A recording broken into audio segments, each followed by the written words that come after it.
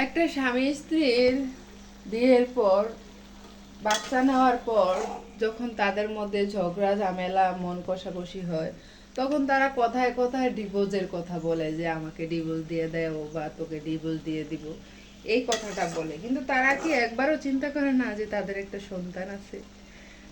আমি মনে করি যে ডিভোর্স যদি নিতেই হয় তাহলে সন্তান দুনিয়াতে আসার আগে নিতে হবে। আর যদি হচ্ছে সন্তান আসার পর আপনি ডিভোর্স নিতে চান, তাহলে ওই সন্তানটা মায়ের কাছে থাকলে বাবারে পায় না, বাবার কাছে থাকলে মারে পায় না।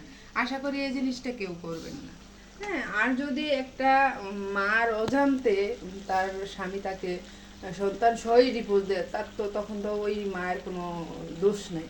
বা একটা স্ত্রী যখন পরকে প্রেমে লিপ্ত হয়ে অন্য পুরুষের জন্য স্বামীর ছেড়ে দেয় সন্তান সহই, তখন তো ওই স্বামীরও কোনো দোষ থাকে না, সেই ক্ষেত্রে আলাদা। কিন্তু জেনে বুঝে এই ভুলটা কখনই আপনারা করবেন না।